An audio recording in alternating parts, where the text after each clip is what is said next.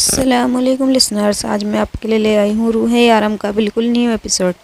چلیے جہاں سے ہم نے چھوڑا تھا وہیں سے شروع کرتے ہیں۔ وہ وائٹ پینٹ اور ریڈ شرٹ میں ہونٹوں کو لال لپسٹک سے رنگ بہت حسین لگ رہی تھی۔ وہ عام سے حلیے میں بھی غضب ڈھاتی تھی اور اگر اتفاق سے کوئی ڈارک کلر پہن لے تو اس کی خوبصورتی کی چار چاند لگ جاتے تھے۔ اور آج اس نے جان بوجھ کر یہ رنگ پہنا تھا کیونکہ وہ جانتی تھی کہ اس رنگ میں وہ بے حد حسین لگتی ہے۔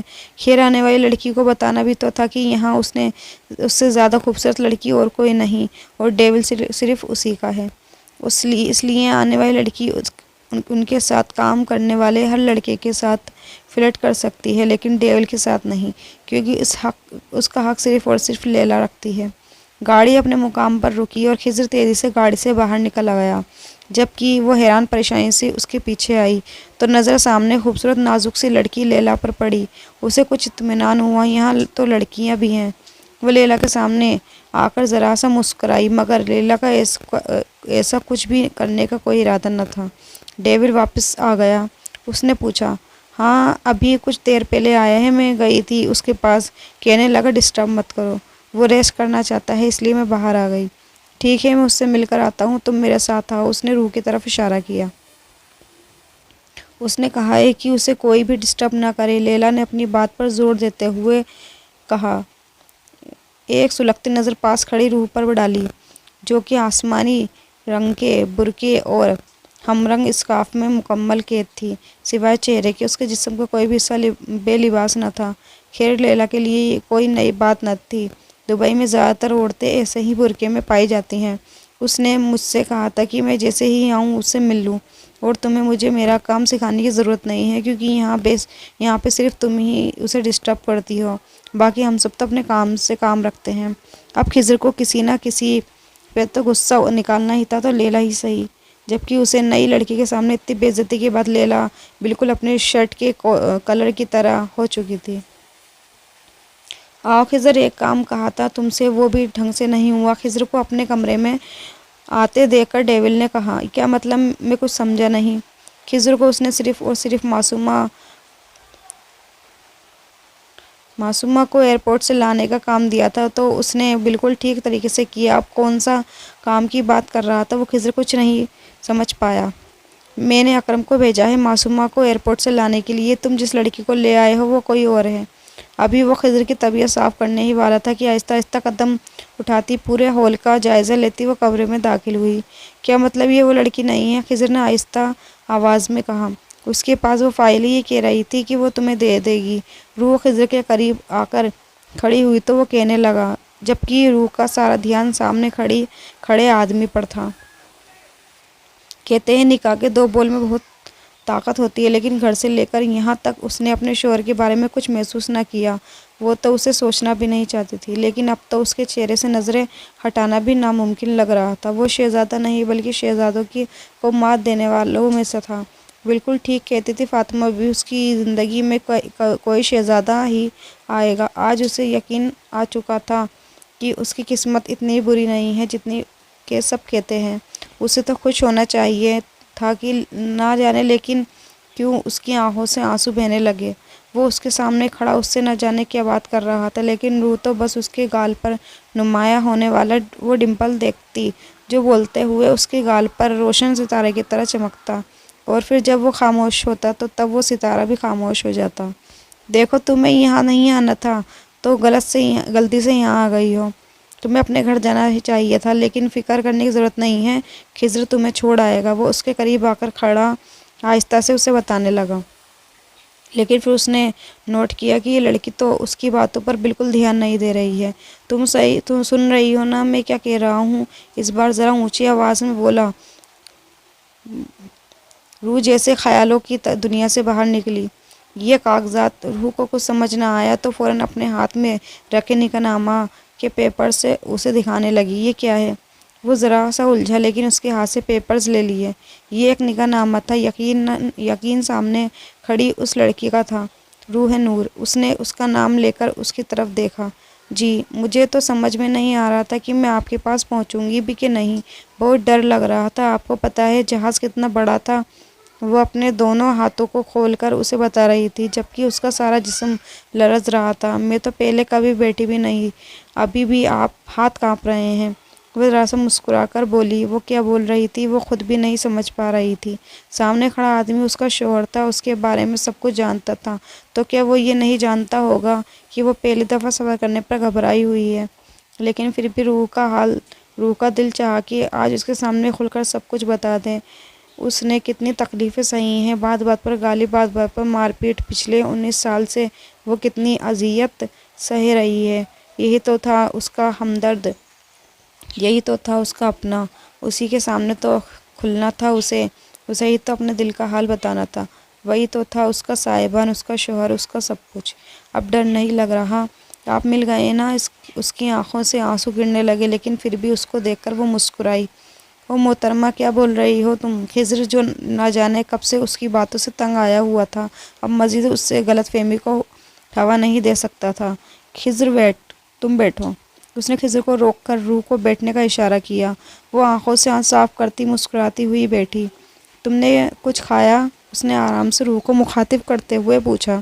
وہ سمجھ چکا تھا کہ یہ لڑکی اس سفر سے کافی گھبرائی ہوئی تھی، اور اگر اب وہ اسے یہ کہتا کہ وہ اس کا شوہر نہیں بلکہ ایک ڈون ہے اور وہ غلط پتے پر پہنچائی ہے تو وہ مزید گھبرا سکتی تھی۔ اس لیے وہ اسے تحمل سے اس سے بات کر رہا تھا۔ اکبر سے کہو کہ کھانے کے لیے کچھ لے کر آئے، تم آرام سے کھانا کھاؤ، پھر بات کرتے ہیں، اس نے نرمی سے روح کو کہا، اور خضر کو لے کر باہر نکل آیا۔ یہ نکاح نامہ لو اور پتہ کرو اس لڑکی کے شوہر کہاں ہے۔ اس طرح سے کرتا ہے کوئی؟ ایسے کیسے اکیلے بھیج دیا لڑکی کو؟ یہاں بیچاری کتنی ڈری ہوئی ہے۔ وہ ڈیول کی وجہ سے اس سے سختی سے بات کر رہا تھا، اب نارمل ہو گیا کیونکہ ڈیول خود اس سے اتنی نرمی سے بات کر رہا تھا۔ وہ کیا پاگل تھا اتنی معصوم لڑکی سے اتنی سختی سے پیش آتا؟ میں پتہ کرواتا ہوں اس کے شوہر کا، تب تک ہم اس لڑکی کو نہیں بتائیں گے کہ وہ انجان لوگوں کے پاس ہے۔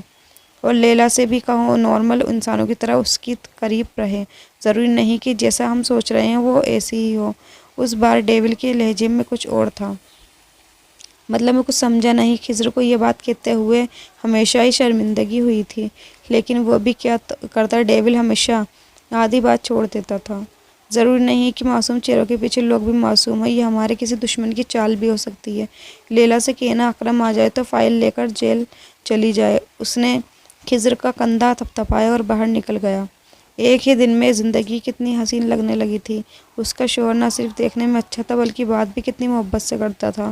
یہاں تو سبھی لوگ عربی میں بات کرتے ہیں، لیکن وہ اس سے اردو میں ہی بات کر رہا تھا۔ امی اتنی اچھی کیسے ہو گئیں کہ اس کی شادی اتنی حسین آدمی سے کر دی؟ تو کیا انہیں تبھی اپنی بیٹیوں کا خیال نہ آیا تھا، یا سچ میں وہ اس کی بھلائی چاہتی تھی؟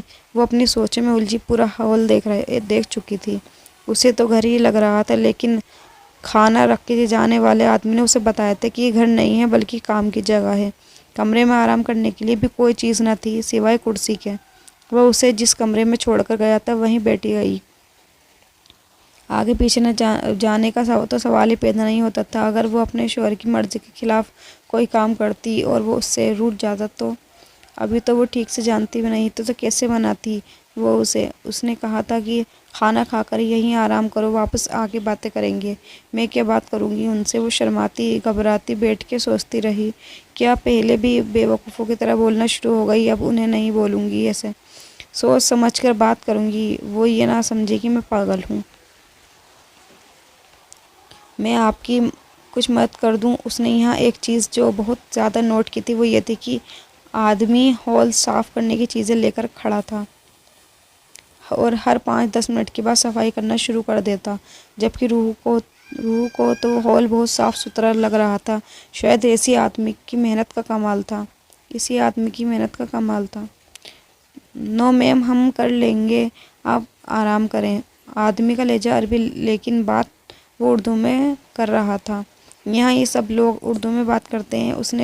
اس سے رہا نہ گیا تو پوچھنے لگی، جی میم، یہاں سب ہی لوگ ہیں اردو میں بات کرتے ہیں، جس کو اردو نہیں آتی وہ سیکھ لیتا ہے، جیسے میں نے سیکھی۔ ڈیول اپنے سارے کام اردو میں کرواتے ہیں تاکہ مخالف پارٹی ہمیں نہ سمجھ سکے۔ سامنے کھڑے آدمی نے اسے تفصیل سے سمجھایا۔ شاید اسے ابھی تک یہ بات پتہ نہیں تھی کہ وہ معصومہ نہیں بلکہ کوئی اور ہے۔ حسن تم جاؤ، میں اس سے بات کرتی ہوں۔ روح نے مڑ کر دیکھا تو صبح دروازے والی لڑکی کھڑی تھی، لیکن اب اس کے کپڑے کچھ اور تھے۔ اسے دیکھ کر ذرا مسکرائی اور اشارے سے اسے اندر کمرے میں بلایا۔ روح بھی اس کے پیچھے چل دی۔ نام کیا ہے تمہارا؟ اس نے مسکرا کر پوچھا تو روح بھی ذرا سا مسکرائی۔ روح نور، میں لیلا ہوں، یہاں کام کرتی ہوں۔ تمہارا نکاح کیسے ہوا؟ میرا مطلب ہے کہ تم اپنے شوہر کو پہچان نہیں پائیں۔ لیلا کو اس لڑکی کے بارے میں پوچھنے کے لیے کہا گیا تھا، سو وہ نارملی اپنا کام کرنے لگی۔ یارم نے اس پر سختی کرنے سے منع کیا تھا، کیونکہ اس کا ارادہ اس لڑکی کو صحیح سلامت اس کے گھر تک پہنچانا تھا۔ جی، وہ دراصل فون پر نکاح ہوا تھا، میں نے دیکھا نہیں ہے ان کو، اس لیے پہچان نہیں پائی۔ مطلب تم نے اس کو کوئی تصویر بھی نہیں دیکھی تھی؟ پہلے لڑکی سے پوچھا جاتا ہے کہ تم شادی کرنے کے لیے تیار ہو، تصویر دکھائی جاتی ہے، بات وغیرہ ہوتی ہے فون پر۔ نہیں، ایسا کچھ نہیں ہوا تھا، مجھے تو نکاح سے ایک دن پہلے پتہ چلا تھا کہ میرا نکاح ہے۔ روح نے مسکراتے ہوئے بتایا، جیسے اپنا ہی مذاق بنا رہی ہو۔ اوہ اچھا، یعنی ارینج میرج ہے؟ لیلا نے اس کے احساس کمتری دور کرنے کی کوشش کی۔ جی، وہ بس اتنا ہی بولی۔ اوکے ڈن، مجھے تمہارا پاسپورٹ اور ID کارڈ مل سکتا ہے؟ لیلا مطلب کی بات پر آ چکی تھی۔ جی میں دیتی ہوں، لیکن وہ اصل نہیں ہے، یہ تو آپ جانتی ہی ہوں گی۔ وہ کچھ کنفیوز ہو کر بولی، اصل نہیں ہے؟ تم یہاں کیسے آئیں؟ پھر لیلا کو جھٹکا لگا۔ وہ سب کچھ تو مجھے نہیں پتہ، یہ سب کچھ تو میرے شوہر ہی جانتے ہوں گے کہ آپ ان سے پوچھیں۔ اس نے اپنا پاسپورٹ ID کارڈ اس کی طرف بڑھاتے ہوئے کہا، جبکہ لیلا اپنا گھومتا ہوا سر لے کر باہر نکل گئی۔ اس کا مطلب وہ لڑکی غیر قانونی طریقے سے یہاں آئی ہے، اور اس کا یہ شوہر رمیش شیخ، اس نام کا کوئی آدمی نہیں ہے اس شہر میں، اور میں نے ایئرپورٹ سے بھی پتہ کیا ہے، اس نام کی کوئی بھی لڑکی دبئی آئی ہی نہیں، اور نہ ہی اسے لینے کوئی ایئرپورٹ آیا تھا۔ ورنہ انتظامیہ میں کوئی رپورٹ درج ہوتی۔ ID کارڈ پر کیا نام لکھا ہے اور پاسپورٹ کہاں ہے اس لڑکی کا؟ لیلا خضر نے پوچھا۔ ہاں میں نے لیا تھا، یہ ہے۔ اپنے ہاتھ میں پکڑایا پاسپورٹ اور ID کارڈ اس کے حوالے کیا، جس پر تصویر تو اسی کی لگی تھی، لیکن نام کسی اور کا درج تھا۔ مجھے تو یہ کوئی گیم لگ رہا ہے، شارف نے کہا، جو ابھی کچھ دیر پہلے ہی جیل سے چھوٹ کر آیا تھا۔ گیم تو ہے، لیکن ہمارے ساتھ نہیں، اس لڑکی کے ساتھ۔ اس لڑکی کے گھر والوں کے بارے میں پتہ کراؤ، اس گیم میں اس کے گھر والے بھی شامل ہیں، اس نے تحمل سے سمجھاتے ہوئے کہا۔ مطلب تمہیں لگتا ہے کہ اس لڑکی کے گھر والوں نے ہی اسے یہاں بھیجا ہے؟ خضر نے بات میں حصہ لیا۔ مجھے تو ایسا ہی لگ رہا ہے۔ خیر لیلا، آج کی رات اسے اپنے ساتھ لے جاؤ، اس نے لیلا کی مخاطب کرتے ہوئے کہا۔ نہیں ڈیول، میں تو کلب جانے والی ہوں، اور میرا تو کافی دیر تک وہاں رہنے کا ارادہ ہے۔ یہ اکیلے میرے گھر میں کیا کرے گی؟ اور اسے دیکھ کر لگتا نہیں ہے کہ یہ میرے ساتھ کلب جانا چاہے گی، لیلا نے پریشانی سے کہا، جو بہن جی ٹائپ کو اپنے ساتھ کلب تو نہیں لے جا سکتی تھی؟ میرے ساتھ بھیج دو، شارف نے ذرا شرارتی مگر کم آواز میں کہا، جس پر خضر نے اسے گھور کر دیکھا۔ یقیناً ڈیول نے نہیں سنا تھا، اگر سن لیتا تو اس کا قورمہ بنا دیتا۔ معصومہ کا کیا انتظام کیا ہے آج کی رات؟ ڈیول نے پوچھا۔ نئی لڑکی ہے، اس طرح سے اسے چھوڑ نہیں سکتے، اس لیے میں نے گودام میں اس کا انتظام کروایا تھا۔ اس کے بابا بھی وہیں رہتے تھے، اس کا کہنا ہے کہ جہاں اس کے بابا رہتے تھے یہ وہیں رہنا چاہتی ہے، خضر نے تفصیل سے بتایا۔ وہاں پر بھی اس لڑکی کو نہیں رکھ سکتے، وہاں اسلحہ ہے، اور اسلحہ دیکھ کر کہیں کچھ گڑبڑ ہی نہ ہو جائے، لیلا نے کہا۔ اور کسی ہوٹل میں بھی نہیں رکھ سکتے، اگر پولیس کو شک ہو گیا تو مزید مصیبت، شارف نے کہا۔ ٹھیک ہے، یہ میرے ساتھ رہے گی، ڈیول نے کچھ سوچتے ہوئے تینوں کے سر پر دھماکہ کیا۔ تمہارے ساتھ کیوں رہے گی وہ؟ لیلا نے اپنا غصہ دباتے ہوئے کہا۔